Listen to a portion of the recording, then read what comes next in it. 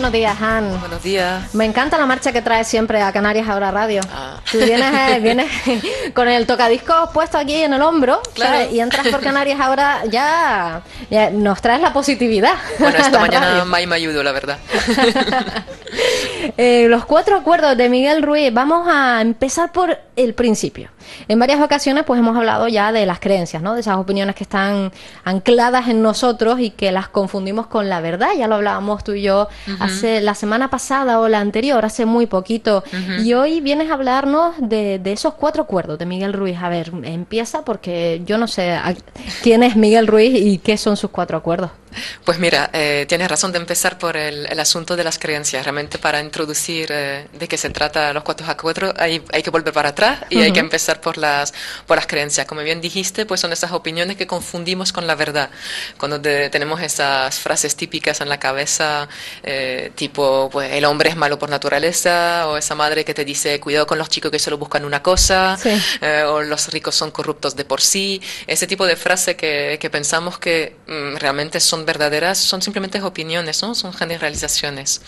Bueno, pues hemos dicho un montón de veces y no nos cansaremos de repetirlo, que las creencias luego se materializan a través de pensamientos puntuales, ¿no? Si yo pienso pues que los hombres se comportan de cierta manera, luego tendré pensamiento al respecto.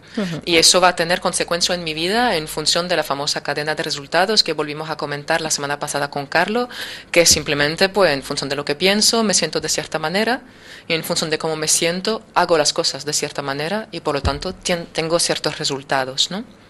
Entonces, insistamos mucho los coaches en que las personas vigilen sus pensamientos para asegurarse que van a traer resultados que desean, no resultados que realmente pueden causar perjuicio, ¿no? Perjuicio, perdón. Entonces, si yo pienso, pues no seré capaz, probablemente no seré capaz.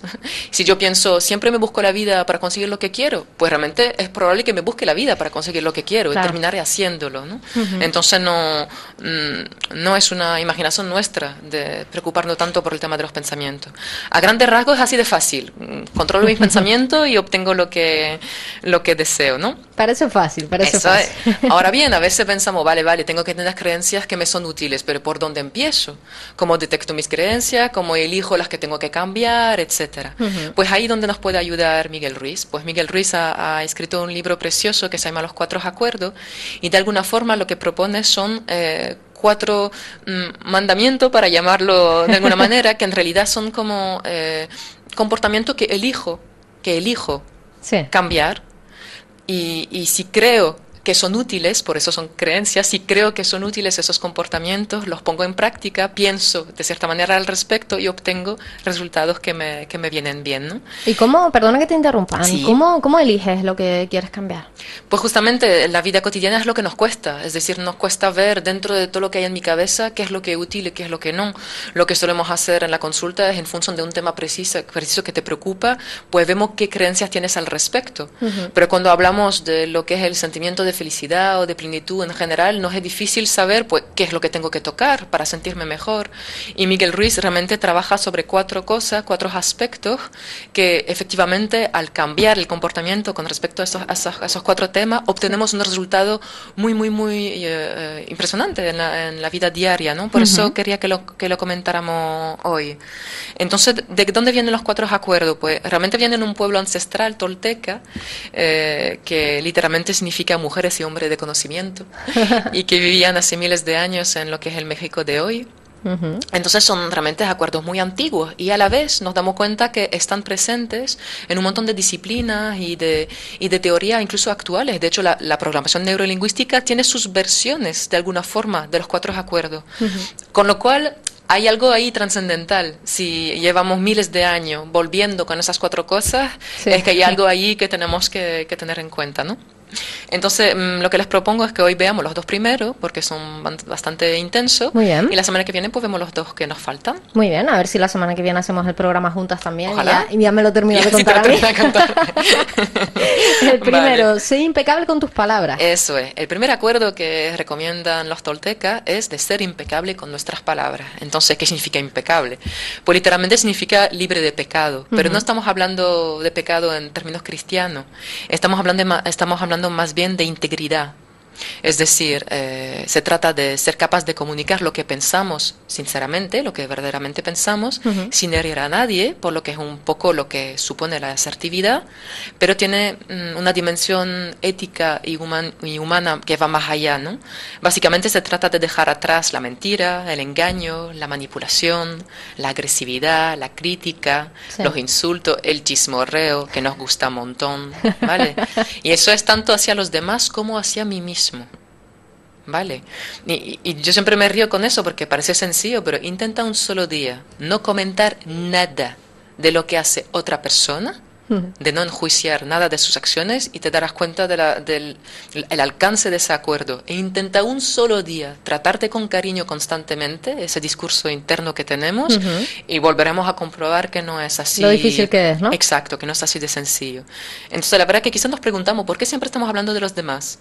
¿Qué necesidad tenemos de estar haciendo eso, no? Es probable que hay una parte de nosotros que simplemente quiere cambiarlos o mejorarlos, ¿no? Que queremos que ellos se parezcan más a nosotros y en función de eso intentamos modificar lo que hacen.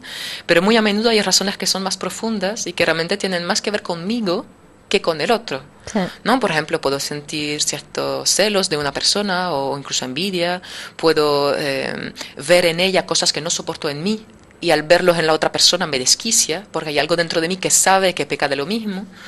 Puede ser también porque en este momento veo todo de forma negativa, y entonces lo que estarás haciendo, hagas lo que hagas, me caerá mal, etcétera, ¿no? Por lo que muy a menudo cuando alguien te molesta, pregúntate por qué te molesta tanto, pregúntate a ti.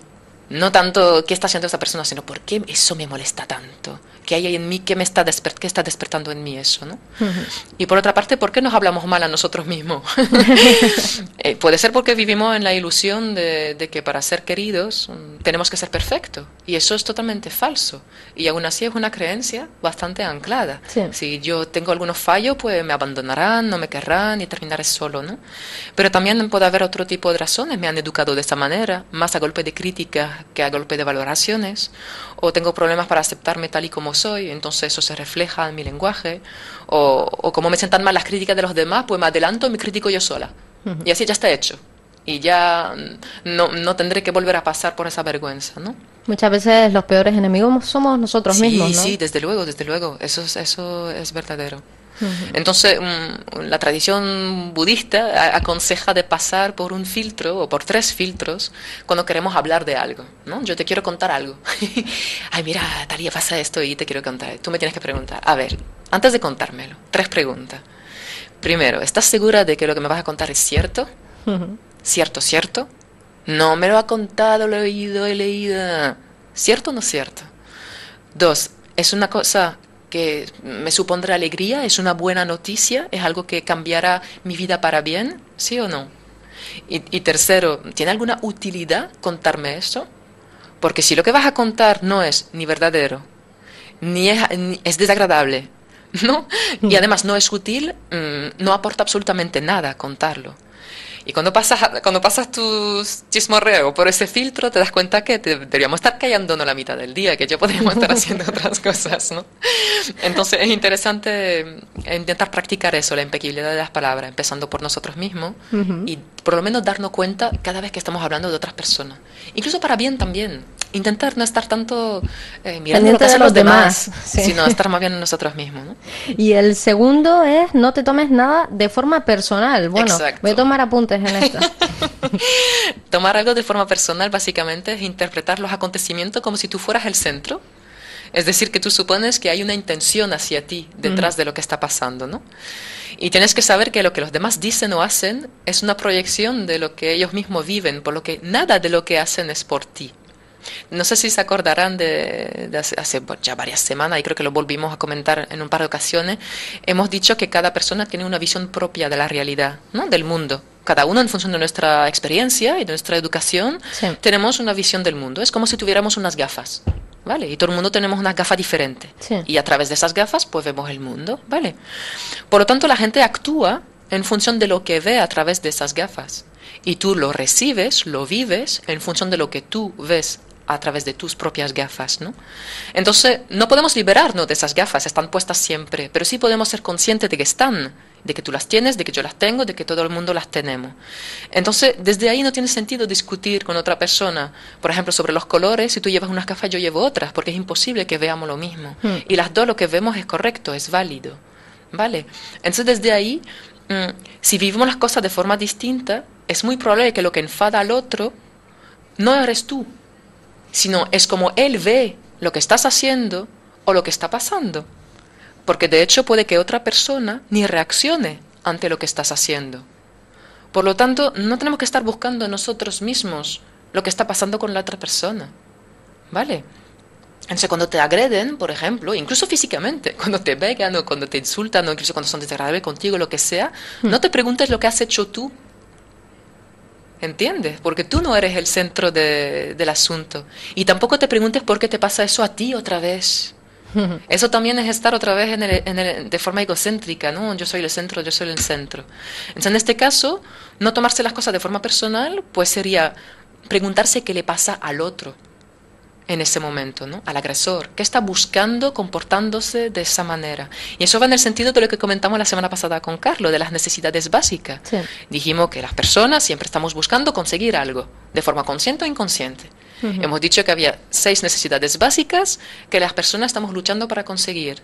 Hemos hablado de la seguridad a través de la supervivencia, hemos hablado de la variedad, de conocer cosas nuevas, hemos hablado de la necesidad de amor y conexión, hemos hablado de la necesidad de reconocimiento, de ser importantes para los demás, hemos hablado de la necesidad de crecer y la necesidad de contribuir. Bueno, pues en ese sentido, cuando alguien te hace algo, pregúntate, ¿qué está buscando esa persona? ¿Qué necesidad está intentando cubrir? Eso sería realmente cambiar el foco de ti hacia la otra persona. Y es mucho más razonable, porque tú no pintas nada en su vida realmente. La persona está reaccionando en función de sus propias gafas, ¿no? Entonces, como decíamos, cuando pensamos que las cosas giran forzosamente en torno a nosotros mismos, nos comportamos de forma egocéntrica. Así que relájense. No son tan importantes como creen que son. pueden relajarse un poco, que no siempre son el centro de atención. Lo más importante es quedarse con la idea de que cuando sean inmunes a lo que la gente dice o piensa, dejarán de sufrir de forma inútil. Pues obviamente eso genera mucho sufrimiento, de cuestionarse constantemente, ¿qué estoy haciendo? ¿Por qué me pasa eso a mí? Etcétera, ¿no? Entonces, ser impecable con las palabras y no tomarse nada de forma personal. Y la semana que viene, pues vemos otros 2. Los siguientes 2 acuerdos de Miguel Ruiz. Anne, muchas gracias por habernos acompañado este ratito. Como cada bueno, esta vez viernes, iba a decir como cada jueves. Muchas gracias. Hasta la semana que viene. Hasta luego.